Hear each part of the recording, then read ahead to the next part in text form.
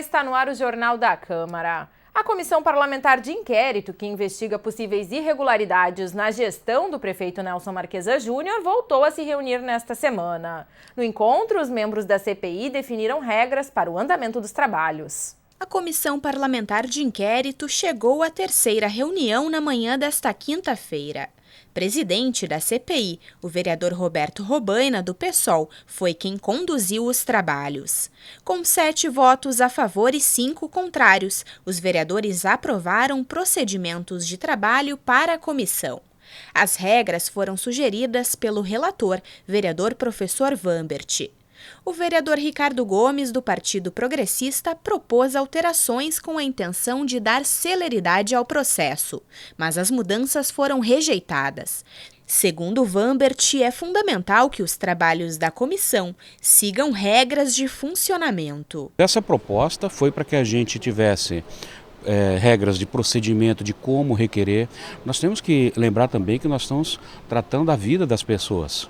Então, quando a gente convocar alguém para a CPI, o requerimento tem que ser fundamentado. Por que eu vou ouvir essa pessoa? Para quê? Qual o sentido? O que é que ela pode esclarecer? Que fato ela pode esclarecer? E o principal é dividir em matérias, porque nós temos 3 objetos a serem investigados. Então, na medida do possível, nós separarmos as sessões em conteúdos materiais, ou seja, qual o tema que nós vamos investigar hoje. Durante a reunião, os vereadores também sugeriram nomes de pessoas que devem prestar depoimento nas próximas semanas. A CPI tem como objetos de análise o banco de talentos da Prefeitura, a locação do prédio onde funciona a Secretaria Municipal de Desenvolvimento Econômico do município e possíveis conflitos de interesse entre a iniciativa privada e o setor público. De 24 a 26 de outubro ocorre em Porto Alegre o 10º Congresso das Associações de Parkinson do Brasil. O evento foi divulgado na Câmara Municipal nesta quinta-feira. O espaço da Tribuna Popular foi ocupado por entidade gaúcha que apoia no Rio Grande do Sul portadores da doença e seus familiares. A vice-presidente da APARS chamou a atenção para o crescimento de casos da doença.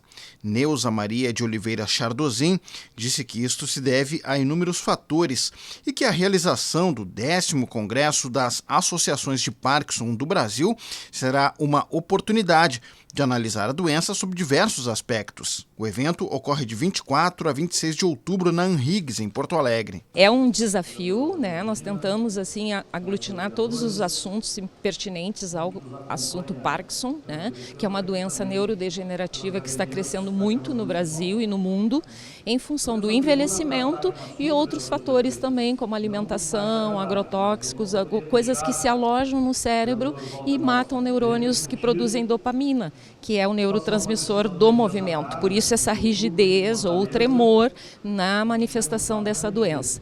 Então esse congresso vai ser um marco para o Rio Grande do Sul. As inscrições para o evento podem ser feitas pelo site do congresso.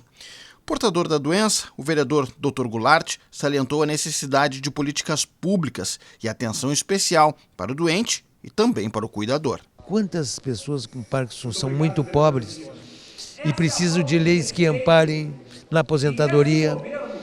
Existe um aumento de 25% na aposentadoria que não está sendo cumprido muitas vezes, que é para ele comprar esses remédios e ter essas pessoas consigo.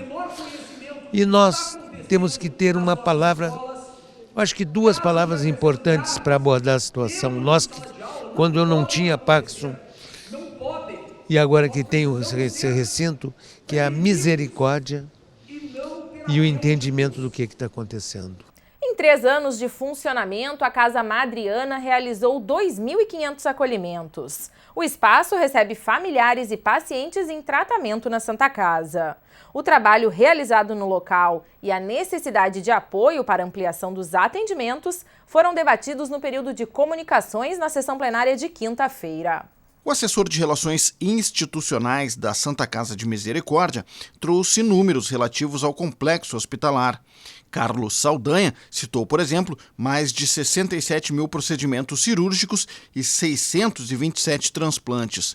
Segundo Saldanha, os dados referentes a 2018 ajudam a entender a importância de um espaço de acolhimento para pacientes e seus familiares, especialmente de fora do estado, que buscam tratamento na Santa Casa. Santa Casa, com esse volume de pessoas que recebe, que vem para tratamentos longos, voltados a transplantes ou doenças crônicas e ficam muito tempo, pessoas sem nenhuma condição, conforme o vereador João Bosco falou, pessoas vêm com uma malinha de mão lá do Nordeste, de 23 estados brasileiros e muitas do interior do estado também, e elas realmente não têm condição para uma passagem de ônibus.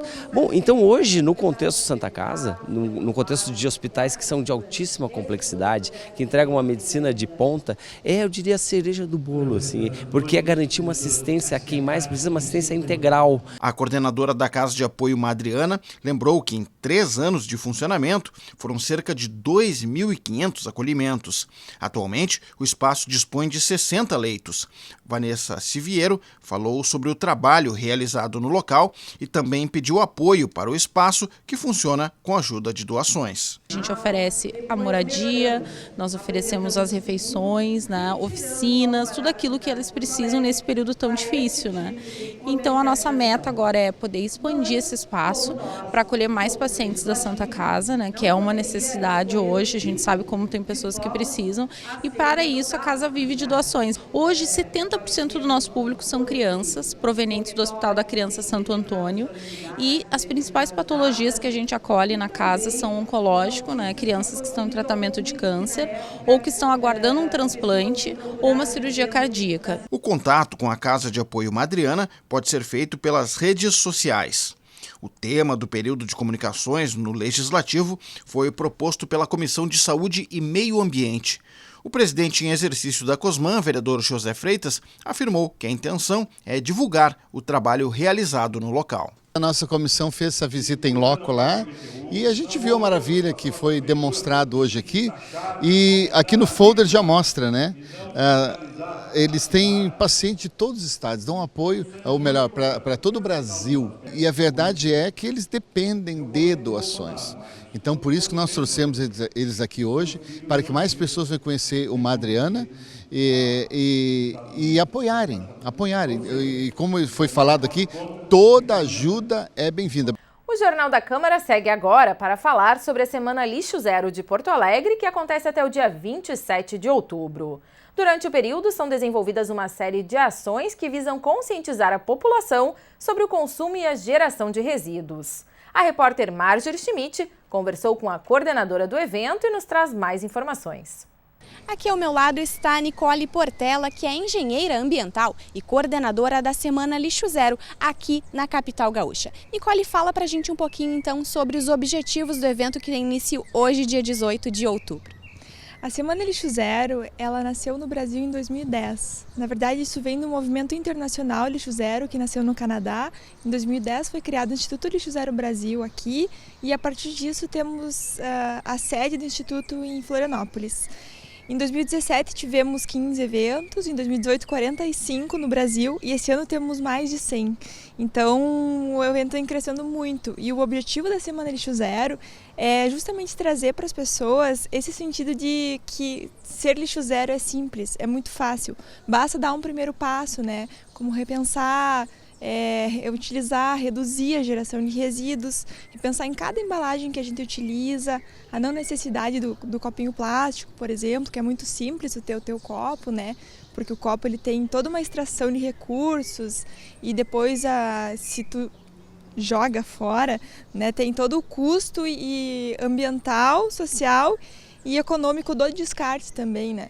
Então a gente tenta mostrar que pequenos hábitos eles tiram todo o peso dessa cadeia destrutiva. Então nós tentamos trazer as ideias, as boas práticas com a Semana Lixo Zero, através de pequenas ações pontuais em cada cidade do Brasil e em cada lugarzinho de cada cidade, para que cada um possa fazer um evento e participar da semana. Tu acreditas que a consciência das pessoas sobre a geração de resíduos, a importância de não gerar tantos resíduos e se responsabilizar por aquilo que a gente gera tem mudado pouco a pouco? Eu acredito que sim, o consumidor está cada vez mais exigente e por isso nós temos uma tendência de que a economia se torne cada vez mais circular, né, e não linear como ela é hoje, porque o resíduo tem valor, então ele pode voltar a ser um produto, ele não tem que ser descartado. Hoje nós geramos 50% de resíduo orgânico, 35%, 40% de resíduo seco reciclável e apenas 10%, 15% de rejeito. Então, por que todos os nossos resíduos vão para o aterro? Né? Então, nós precisamos primeiro reduzir, separar em casa, tentar transformar o orgânico no adubo, o reciclável ir para a reciclagem de fato e o rejeito é só aqueles 10%, é realmente muito pouco. Então, a consciência ela tem mudado, as pessoas têm exigido mais e o próprio crescimento da Semana Lixo Zero no Brasil já é um resultado da mudança de consciência das pessoas. Nós já falamos sobre justamente a importância do cidadão entrar aí nessa onda de lixo zero, mas qual que é a tua análise sobre o papel da indústria nesse processo e como tu analisa as políticas de gestão reversa, né, de recursos dos resíduos? Na verdade, assim, hoje nós temos a Política Nacional de Resíduos Sólidos, ela é de 2010 e ela demorou muito para ser implantada, nós ainda temos muitos desafios a enfrentar e a logística reversa é uma responsabilidade da própria indústria e temos dificuldade da implantação dela, mas isso vem mudando ao longo do tempo, né? Eu acredito que tem que ter uma grande onda de conscientização das pessoas, porque tem muitas questões básicas que ainda não acontecem. A indústria é responsável, mas as pessoas também são responsáveis e o poder público também. Então, todos devem se colocar como responsáveis. É uma responsabilidade compartilhada, né, de todas essas esferas. Voltando a falar sobre a Semana Lixo Zero, uma série de atividades aí na cidade até o dia 27 de outubro. Quais são os destaques? Nós temos mais de 100 ações programadas para Porto Alegre e foi um time de 10 voluntários que organizou tudo isso. Algumas ações, né, todas eu acredito que são importantes, mas algumas ações que abrangem mais as pessoas por exemplo, a ação do Transurb, vai ter uma ação de conscientização dos usuários dos trens e vai ter uma ação em conjunto com o Senai também em algumas estações. Tem uma ação muito legal que eu acho que as pessoas vão gostar, que é a troca de garrafa PET por cerveja, que é o My Growler Station que está promovendo. E, enfim, tem várias ações pontuais, as pessoas elas podem conferir tudo isso no nosso site, que é www.semanalixozero.com.br. Seleciona Porto Alegre e lá tem todos os dias e toda a programação. Alguns eventos são internos, outros externos. Tem também uma ação na Feira Ecológica do Bonfim, né, que normalmente eles fazem um sábado sem sacola. Dessa vez nós provocamos eles e na verdade eles também queriam fazer isso, então foi uma ideia mútua, fazer os 2 sábados sem sacola plástica. E tomara que isso se estenda para as outras feiras, para os supermercados, porque aí sim a gente vai conseguir mudar. E a Comissão de Saúde e Meio Ambiente aqui da Câmara Municipal também deve receber representantes do Instituto Lixo Zero justamente para debater esse tema aqui no nosso município. Claro, a Cosman vai fazer a reunião da próxima semana, né, da comissão, vai ter na pauta a questão lixo zero e teremos o nosso vice-coordenador da semana, que é o Ednei, biólogo, ele vai estar participando para poder colaborar e tentar ajudar a crescer esse tema dentro da Cosman. Tá certo, então fica o convite para você que está nos assistindo que participe da Semana Lixo Zero que acontece em Porto Alegre até o dia 27 de outubro com uma série de atividades justamente com a intenção de conscientizar a população sobre a não geração de resíduos. O Jornal da Câmara de hoje fica por aqui. Obrigada pela sua companhia. A gente se encontra na próxima edição. Até lá!